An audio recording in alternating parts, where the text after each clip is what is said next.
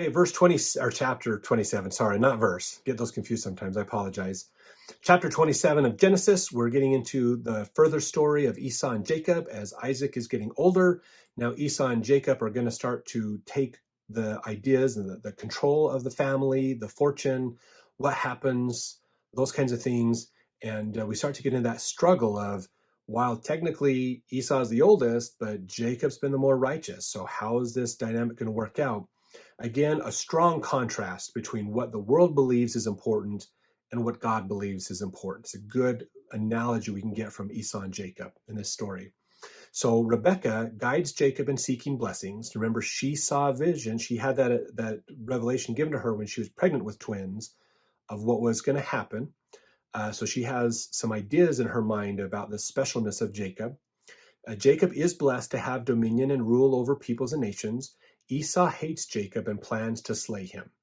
Rebekah fears that Jacob may marry one of the daughters of Heth. Now, the daughters of Heth are also called the Hittites. That's the two wives we know of that Esau has are Hittites. And now Rebekah's worried that because they are living in this land around the Hittites and the Philistines, that Jacob may get wives of the Hittites as well. So verse 1, and it came to pass that when Isaac was old and his eyes were dim so that he could not see, meaning he was going blind, whether that's, if his eyes are getting dim, that could have been not so much a true blindness, but like cataracts. Maybe Isaac ended up with cataracts as he got older, so he couldn't see. It just got dimmer and dimmer, or problems. He called Esau his eldest son and said unto him, my son. And he said unto him, behold, here am I. So they're talking. Verse 2, and you can look up blindness in Bible dictionary. It's actually, there is a section in there about blindness in the Bible dictionary. Verse 2, and he said, behold, now I am old. I know not the day of my death. Now therefore take, I pray thee, thy weapons, thy quiver, and thy bow, and go out to the field and take me some venison. So, and he says, and make me savory meat, such as I love, and bring it to me that I may eat, that my soul may bless thee before I die. So he's old and frail, and he asks his son, the mighty hunter Esau, go get some venison, go kill some deer, get some animals, and cook me up a good steak. I want to have a good steak before I die, and I love your venison. I love the meat that you cook. You do a great job. So if Esau was alive today, he would probably be like a champion smoker of meat. You know, he'd have his own YouTube channel teaching how to kill animals and smoke them, probably. In verse 5, and Rebekah heard when Isaac spake to Esau his son, and Esau went to the field to hunt for venison and to bring it him, and to bring it. And Rebekah spake unto Jacob her son, saying, behold, I heard thy father speak unto Esau thy brother, saying, bring me venison, make me savory meat, that I may eat, and bless thee before the Lord before my death. Now therefore, my son, obey my voice according to that which I command thee. So again, this is Rebekah talking to Jacob. Now go to the flock, fetch me from thence 2 good kids of the goats, and I will make them savory meat for thy father, such as he loveth. And thou shalt bring it to thy father, that he may eat, and that he may bless thee before his death. So Rebekah, whose Isaac kind of favors Esau, so Isaac, while Isaac is blessed of God, we realize that he's blessed of God, not so much on his own righteousness, although I think he does have some righteousness, but he's not quite as good as his father. But he gets the blessings because of his father. We learned that in the last chapter. So Isaac might not be quite as devout, you could say, as Abraham. Maybe he looked at religion because his dad was so religious. He wasn't as religious. And Esau is even less religious than Isaac. Sometimes we get this where the generations tend to fall away over time, and then eventually somebody comes back in. It's kind of a weird dynamic that sometimes happens in families. But then we have Jacob, and he's blessed of God as well. He's kind of favored, and Rebekah knows it from the revelation that she was given. Whether she shared that with Isaac when she had that revelation about the twins, I don't know. Maybe she kept that as kind of that motherly intuition as to what was going to happen with her sons. But she knows there's something special about Jacob, and so she's wanting to make sure he gets blessed from Isaac as well, because Isaac has the priesthood. He's the high priest. He can offer blessings. So she wants to help Jacob have an equal opportunity here as well. So she says, go get these 2 kids, bring them in. I'll help prepare them. We'll make a really awesome feast for your dad, and you can take it to him so that he'll bless you as well, basically.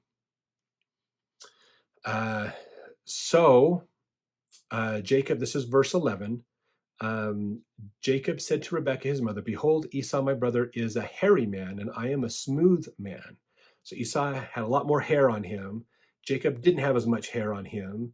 Could mean different levels of testosterone in the body. Esau was probably very raw, manly, lots of extra testosterone, and maybe Jacob didn't have as much. Maybe he was a little more, I wouldn't say effeminate, but maybe he just didn't have as much of that testosterone. There are conditions where you don't have a lot of testosterone or things, so maybe that was part of the challenge with him, because testosterone does encourage body hair growth, basically. Maybe he was a bit more of a fair-skinned kind of person, so in today's world, Jacob might have been seen as weak, as not as strong or powerful. Again, he's not what the world believes is important. He has what God believes is important, which is that testimony and the faith, but not what the world believes is important.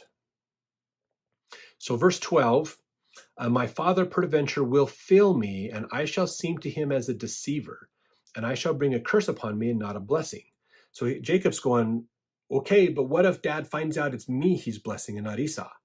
Then I'm going to be cursed, and that's even worse than not getting blessed. And so Rebekah says to him in verse 13, and his mother said unto him, upon me be thy curse, my son. Only obey my voice and go fetch me them. So she's saying, don't worry about it. If there's any problems, I'll take the blame. I'll take that curse. You won't worry about it. So true mother statement. Moms want to make sure their kids have the equal chances. Moms want to help them out. And that's what she's doing here, being a good mom. So if you have any thoughts or ideas, ladies out there, about this, what do you think about what Rebekah is doing from a woman's perspective to help her son out? Put that in the comments. So verse 14, and he went and fetched and brought them to his mother, and his mother made savory meat, such as his father loved. And verse 15, Rebekah took goodly raiment of her eldest son Esau, which were with her in the house, and put them upon Jacob, her younger son. And she put the skins of the kids of the goats upon his hands and upon the smooth of his neck. So she's taking some of Esau's clothes and she's taking animal skin, so it feels like if Isaac tries to reach out and touch Jacob, he'll feel hairy, kind of like his brother Esau. So it's interesting that she's doing this. It could be actually that the coats of skins actually in here might be, I'm going to put those holy sacred robes of the priesthood, the Adam and Eve garments, on you, so that Jacob or Isaac recognizes you more as rightful heir. And she put the kids of skin, let's see, verse 17, she gave the savory meat and the bread which she had prepared into the hand of her son Jacob. And he came unto his father and said, my father. And he said, here am I, who art thou, my son? And Jacob said unto his father, I am Esau, thy firstborn. I have done according as thou badest me. Arise, I pray thee, sit and eat of my venison, that thy soul may bless me. And Isaac said unto his son, how is it that thou hast found it so quickly, my son? And he said, because the Lord thy God brought it to me. So Jacob could have those garments on. That could be what that is talking about, because the animals would follow him and come with him. Verse 21, and Isaac said unto Jacob, come near, I pray thee, that I may feel thee, my son, whether thou be my very son Esau or not. And Jacob went near unto Isaac his father, and he felt him and said, the voice is Jacob's voice, but the hands are the hands of Esau. So Isaac knows the difference of his son's voice, but he's like, that sounds like Jacob, but it feels like Esau. Okay. So verse 23, and he discerned him not, because his hands were hairy as his brother Esau's hands, so he blessed him. And he said, art thou my very son Esau? And he said, I am. So he confirmed it, basically, and continuing on with this. Verse 25, and he said, bring it near to me, and I will eat of my son's venison, that my soul may bless thee. And he brought it near him, and he did eat, and he brought him wine, and he drank. And his father Isaac said unto him, come near now, and kiss me, my son. So he's eating the food. He says, come here and give me a kiss. Verse 27, and he came near and kissed him, and he smelled the smell of his raiment, and blessed him, and said, See, the smell of my son is as the smell of a field which the Lord hath blessed. So Isaac is using his senses to understand who really is this. I can't see his face. I can hear his voice. It sounds like Jacob, but when I feel him, I get Esau. So I'm trying to use olfactory, the smell, to understand this. And so he smells him and realizes he smells like he was in the field. He was out in the fields, basically.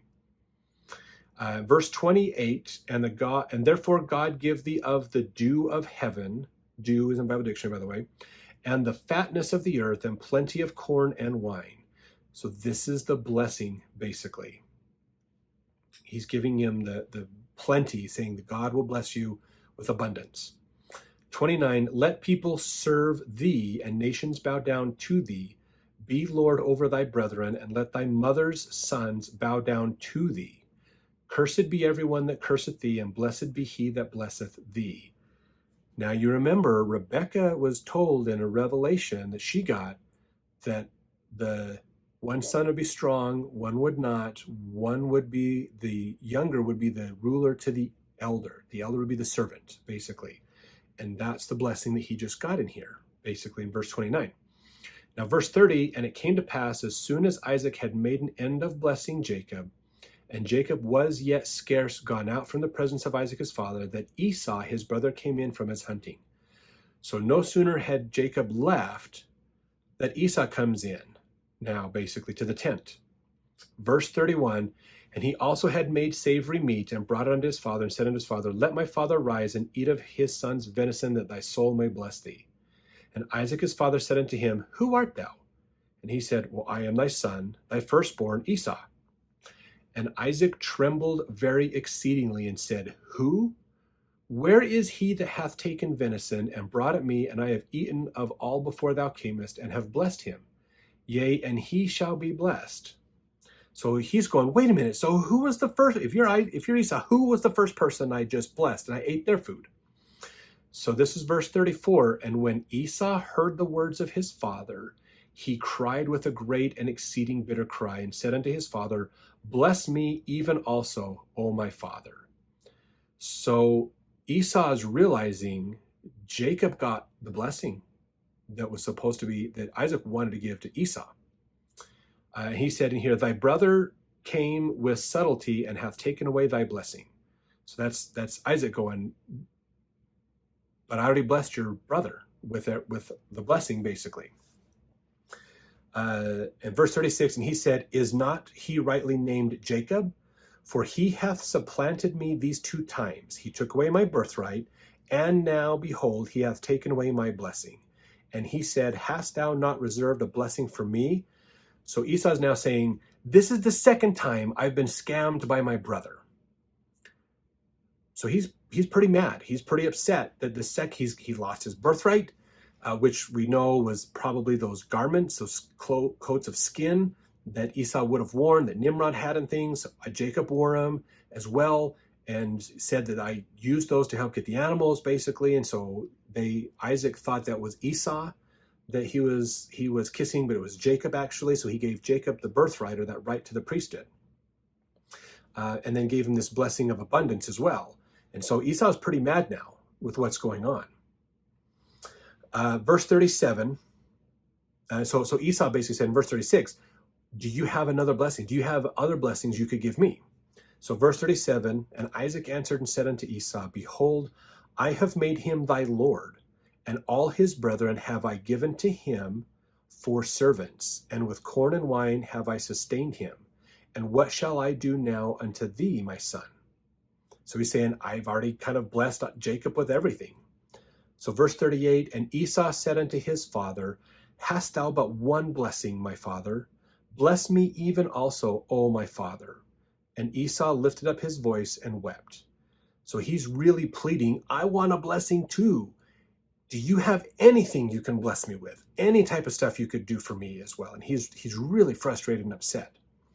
So verse 39, and Isaac his father answered and said unto him, Behold, thy dwelling shall be the fatness of the earth, and of the dew of heaven from above. and by thy sword shalt thou live, and shalt serve thy brother. And it shall come to pass, when thou shalt have the dominion, that thou shalt break his yoke from off thy neck. So a lot of profound stuff in there that we get that in a way I think is still being fulfilled today, because we know Jacob has his 12 sons, and those are the descendants that have the dominion and are supposed to rule over Esau, and Esau has his descendants, which kind of become part of the Arabs, maybe even the Palestinians type situation. And so eventually they will gain power over them, and they will get out from underneath Jacob. Verse 42, and these words of Esau, verse 41, and Esau hated Jacob because of the blessing wherewith his father blessed him. And Esau said in his heart, the days of mourning for my father are at hand. Then will I slay my brother Jacob. So what that means is Esau's realizing his dad is dying. So he says, okay, this is the time, this is the traditions that we mourn the father. So when he is dead, once my father's dead, once we get the traditions and mourning done, I'm going to take out Jacob. I'm going to kill him. Okay, this is that Master Mahan principle again. Verse 42, and these words of Esau, her elder son, were told to Rebekah. So there's probably a servant somewhere that let Rebekah know about this. And she sent and called Jacob her younger son, and said unto him, behold, thy brother Esau, as touching thee, doth comfort himself, purposing to kill thee. So she's like, your older brother is trying to get revenge. He's trying to make himself feel good by taking your life. That's the Master Mahan principle. So what the world believes is important, but not what God believes is important. Now therefore, my son, obey my voice and arise. Flee thou to Laban, my brother, to Haran. So Laban has gone back to Haran, okay, where he came from, and she says, go to your uncle, go to my brother Laban and flee to live with him, basically. So verse 44, and tarry with him a few days until thy brother's fury turn away. So he's like, get out of here for a while, let Esau cool down. Verse 45, until thy brother's anger turn away from thee, and he forget that which thou hast done to him, then will I send and fetch thee from thence. Why should I be deprived also of you both in one day?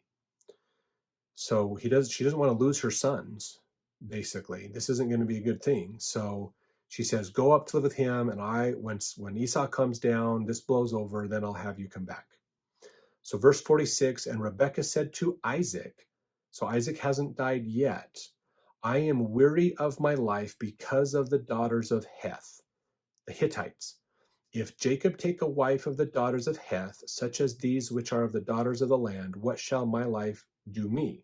What good shall my life do me?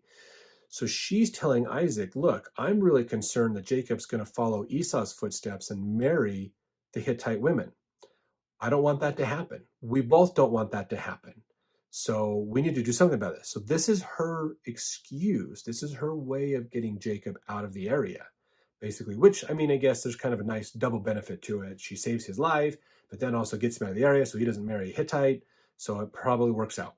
So some crazy family dynamics that are happening right now in chapter 27. So stay tuned for chapter 28 to see how this works out, basically.